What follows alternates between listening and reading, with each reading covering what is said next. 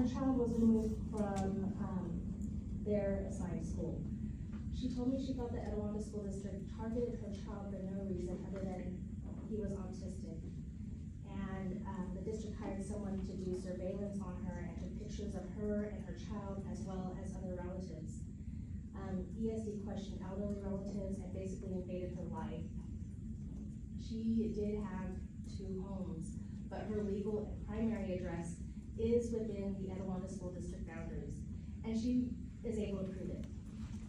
But they won't accept her proof, and even when she said, well, can you question my family, they said no, because families lie.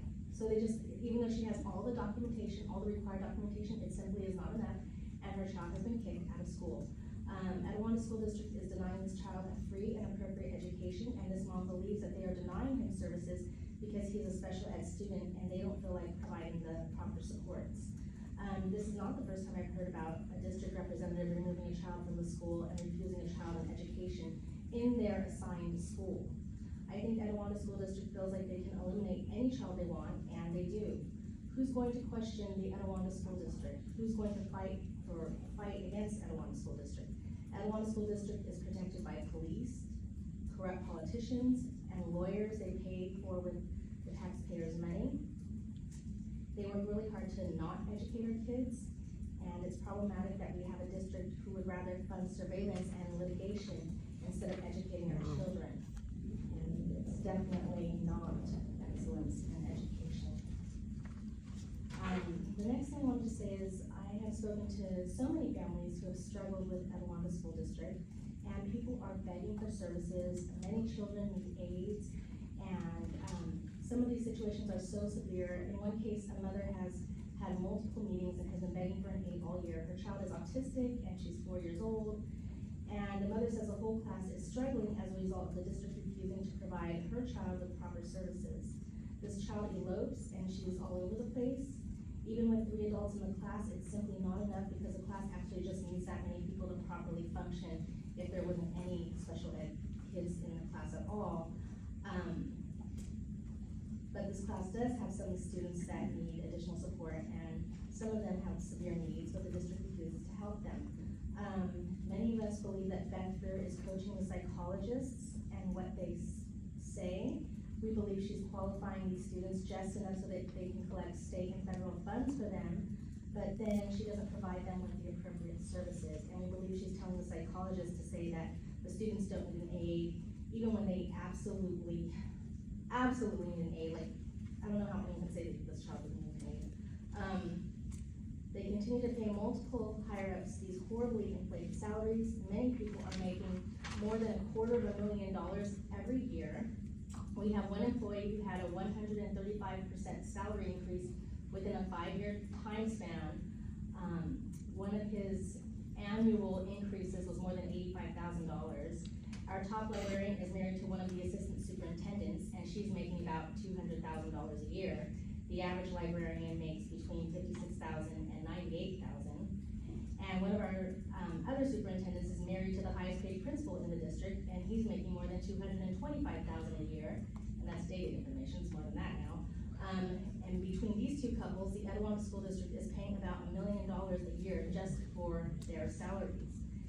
I think they need to learn how to manage their money better, and they also need to reduce these salaries so they can provide our children with the appropriate services. These people pay themselves high salaries and they don't take care of our kids. They just exploit these poor special needs kids, and unfortunately, West End Selfa seems to be okay with this exploitation. West End Selfa is not taking care of our kids either, but they will happily reimburse Etiwanda School District, and this is a problem because I think Etiwanda gets themselves in many avoidable situations. They choose to employ difficult personalities that are all too happy to violate the rights of special needs families. Then when they find themselves in litigation, they ask West End Selfa to reimburse them. Put the money towards our kids. I know in my case, I was not asking for anything that costed money. And I know in other cases, the parents are definitely asking for less than what it would cost to litigate, but our special ed director just likes to say no to everything, and many of us believe it's because this job has become a power trip for her. This money should be for our children. Our special ed department brings in more than $20 million a year. Where is it all going? It's going to salaries of employees who are dedicated to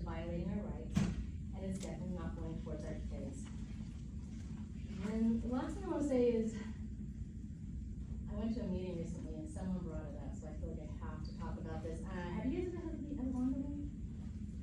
I remember a lot of years ago, I was working on my teacher credential, and I had to do an ethnographic case study on a school district, and I chose to do my case study on the Etiwanda School District. I had the opportunity to interview one of the higher-ups, and she lovingly spoke about the Etiwanda School District.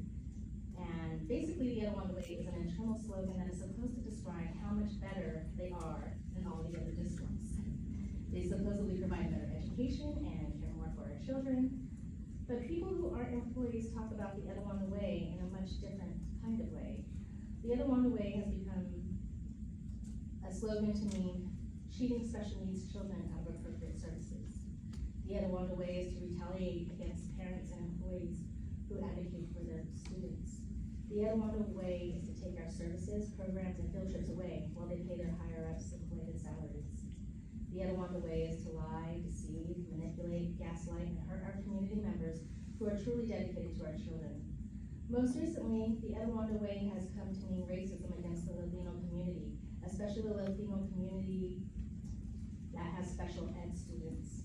I have spoken to so many families over the last few years, and I have heard some of the most horrifying and devastating acts against Latinos.